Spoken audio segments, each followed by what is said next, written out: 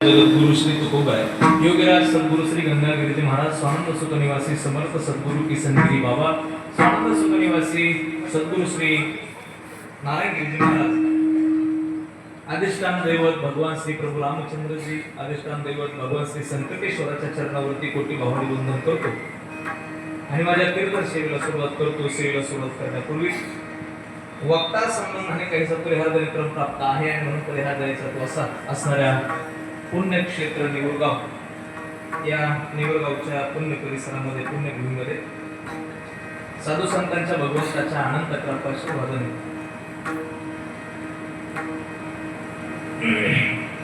कैलासवासी भागवत परिवार आपल्या वडिलांच्या निमित्ताचा पुण्यस्मरण सोहळा या ठिकाणी संपन्न करतोय.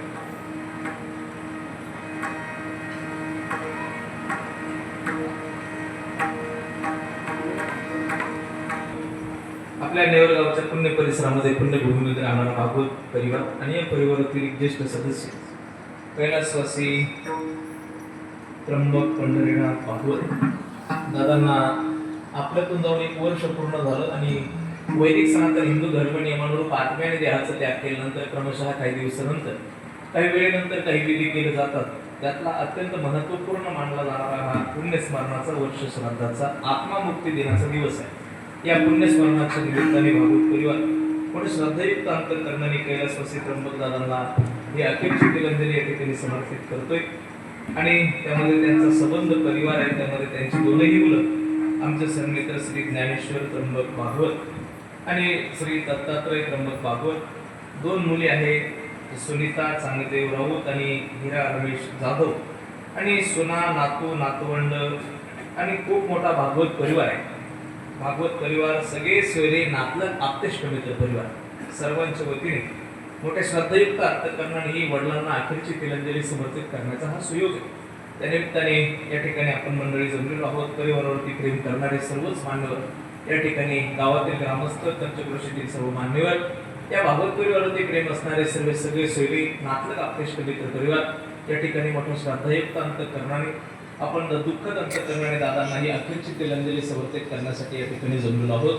की मलाही या ठिकाणी दादांना श्रद्धांजली समर्पित करण्याचा जो सुयोग आहे तो या परिवाराच्या माध्यमातूनच आणि या ठिकाणी मला हा सुयोग प्राप्त आहे. तर म्हणून या परिवाराला मी विशेष धन्यवाद देतो.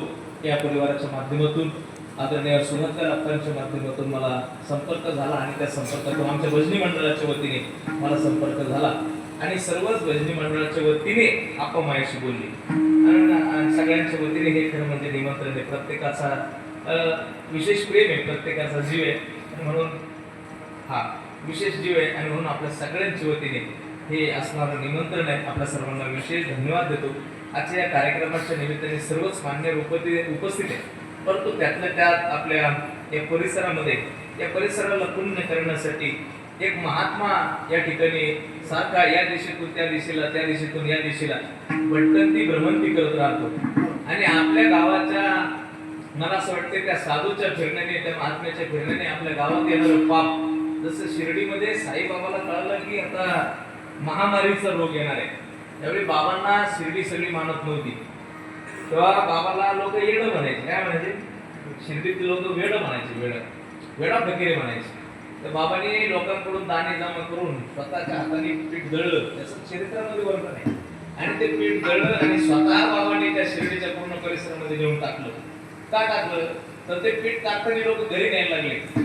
बाबा त्यांना बोलायला लागले, भडकायला लागले, रागायला लागले. बाप का माले का असं म्हणायला लागले. पुढे चालवलं. लोक घरी न्यायचे. बाबा म्हणायचे बाप का माले आपले. मग ते का करतात तुम्ही असं? तर बाबांनी ते सांगितलं नाही, ते पीठ टाकलं आणि त्याच्यानंतर काही काळामध्ये एक महामारी आली. ज्या महामारीने जगाला वेढा घातला पण शिर्डीला वेढा घातला नाही. मग जगाला लक्षात आलं, लोकांना लक्षात आलं की हे बाबांनी काय कृत्य केलं. ही कृती केली की ही महामारी या शिर्डीमध्ये प्रवेश करू शकतात.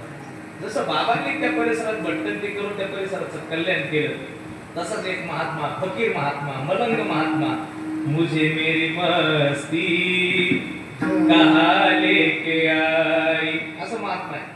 आणि आपल्या सगळ्यांना सुखविषयी असे आपल्या सर्वांचे परमपूजनीय महंत राम लखनदासजी बाबांचं या ठिकाणी प्रत्येक कार्यक्रमामध्ये प्रत्येक सोहळ्यामध्ये गावातल्या कुठल्याही कार्यक्रमात त्यांचं विशेष उपस्थिती या ठिकाणी असते. आशीर्वाद देण्यासाठी ते येतात. मोठं मन आहे आणि त्या मोठ्या मनाने ते या ठिकाणी उपस्थित आहेत, आशीर्वाद देण्यासाठी उपस्थित आहेत. बाकी सर्वच ग्रामस्थ आणि गावातील सर्वच भजनी मंडळी, नेवरगाव हैबतपूर भजनी मंडळाचं विशेष योगदान या ठिकाणी आहे. आज कार्यक्रमासाठी सर्वच उपस्थित आहे. सर्वांना विशेष धन्यवाद देतो. त्यामध्ये प्रामुख्याने पाकवादाच्या साथीसाठी उपस्थित आदरणीय परमेश्वरजी महाराज भारत हे या ठिकाणी आहेत. हार्मोनियमसाठी आमचे कडू भाऊ आहेत, त्यांना विशेष धन्यवाद आहेत. त्याचबरोबर ज्यांनी सुंदर चालवलेले आमचे श्याम काका आहेत, त्यांना विशेष धन्यवाद आहेत. सर्वच मान्यवर आहेत. आता कोणाचं घ्यावं कोणाचं घ्यावं असं मला पंचायत पडते आपल्या नेवरगावमध्ये. सर्वच मान्यवर आहेत. सगळ्यांच्या चरणावरती चोपदार महाराज आहेत, त्यांना विशेष धन्यवाद देतो. विनेकरी महाराज आहेत, त्यांना विशेष धन्यवाद. हनुमंतगाववरून आलेली सावता मंडप आणि साऊंड सिस्टीम खैरनार पाटलांची, त्यांना विशेष धन्यवाद. खूप सुंदर साऊंड आहे. सर्वांना विशेष धन्यवाद देतो. सर्वांच्या चरणावरती नतमस्तक होतून कीर्तनाकडे वळतो. विठ्ठला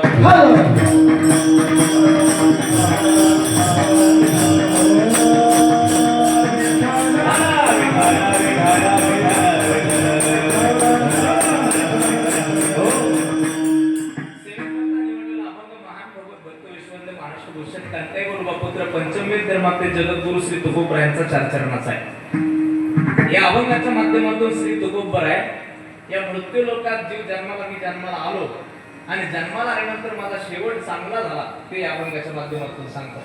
जगद्गुरु तुकोबराय म्हणतात, ज्याच्यासाठी मी जन्माला आलो होतो ते मी सिद्ध करून दाखवलं. आणि मग ते सिद्ध झाल्यानंतर तुकोबराय समाधानाचे उच्चारण करतात. ते म्हणतात, यासाठी केला होता अट्टहास. मी फार तुमचा वेळ घेणार नाही. घड्याळाच्या काटाकडे पाहून मी तुम्हाला लगेच कीर्तनात घेऊन जाणार. या मृत्यू लोकात दोन पद्धतीचे वर्ग जन्माला येतात. दोन पद्धतीचे वर्ग येतात. एक वर्ग असा आहे की जो फक्त प्रपंच सिद्ध करण्याच्या मागे लागलेला आहे, आणि एक वर्ग असा आहे जो फक्त देव सिद्ध करण्याच्या मागे लागलेला आहे. सोपं करतो. एक प्रपंच असा आहे की जो फक्त आणि फक्त प्रपंचाला जिंकण्याच्या मागे लागलेला आहे, आणि एक वर्ग असा आहे जो फक्त आणि फक्त देवाला जिंकण्याच्या मागे लागलेला आहे. प्रपंचाला सिद्ध करणं चुकीचं नाहीये किंवा प्रपंच साध्य करणं चुकीचं नाहीये. ते पुन्हा प्रपंचाला जिंकणं सुद्धा चुकीचं नाही. आणि जर आपण संसार मृत्यू लोकातच आलेलो आहोत तर संसार करावाच लागणार आहे. संसार आपल्याला करावाच लागणार आहे, तो चुकणार नाही. पण तोच करावा लागेल असं नाही. काही माणसाने प्रपंचासाठी पूर्ण वेळ दिला, काही परमार्थासाठी पूर्ण वेळ दिला. जाऊ द्या, त्या विषयात आपण घुसणार नाही. त्याच्या नंतरचा उद्देश पाहू की प्रपंचाला सिद्ध करण्यासाठी प्रयत्न करणाऱ्या माणसाला प्रपंचाने काय दिलं आणि परमार्थ सिद्ध करण्यासाठी लागलेल्या माणसाला परमार्थाने काय दिलं. असं वर्गीकरण एकदा केलं की आपल्याला लक्षात येईल की काय करणं गरजेचं आहे. कारण या जगामध्ये मृत्यू लोकांमध्ये जन्माला आल्यानंतर काहीतरी करणं हे अत्यंत गरजेचं आहे. कारण परमेश्वराने आपल्याला वेगळं जन्माला घातलेलं आहे. नाथबाबांच्या वय नाथबाबा म्हणतात, एक एक केली जलचरी. जेव्हा परमात्म्याने सृष्टी निर्माण केली त्यावेळी परमात्म्याने कशी सृष्टी निर्माण केली तर एक एक केली जलचरी, एक एक केली गोचरे, एक एक केली केशरे, चराचर ते बहुएक. नाथबाबा म्हटले, जलचर बनवले, गोचर बनवले, उभयचर बनवले, खेचर बनवले. जलचर म्हणजे कोण? आता काही त्यांच्या संग रोज संबंध आहे पण त्यांच्या लक्षात नाही आला. जलचर आले लक्षात, आता तरी आले लक्षात. आले चला ठीक आहे. देर भली दुरुस्त होईल. जलचर म्हणजे पाण्यात राहणारे, खेचर म्हणजे जमिनीवर राहणारे, नाही गोचर म्हणजे जमिनीवर राहणारे, खेचर म्हणजे आकाशमार्गी भ्रमण करणारे, आणि उभयचर म्हणजे पाण्यात आणि जमिनीवर दोन्हीकडे राहणारे.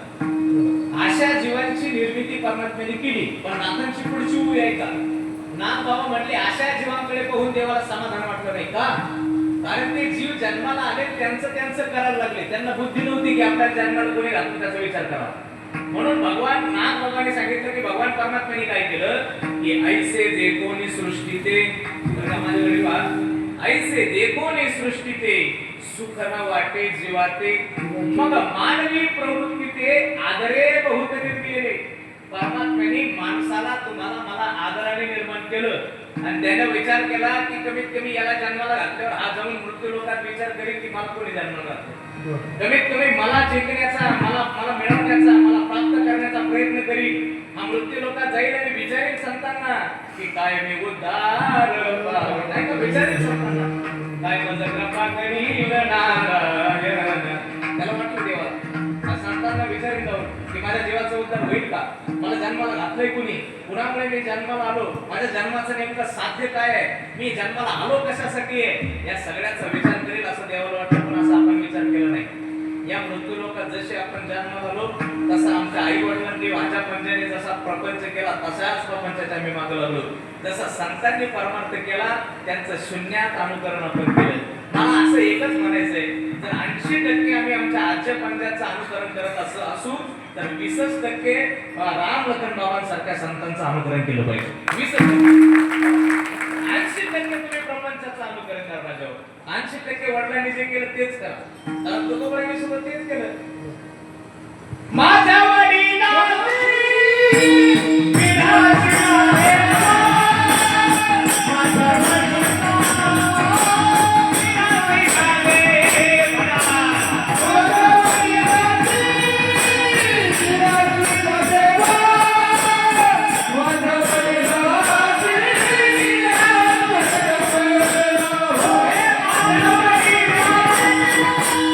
Yeah.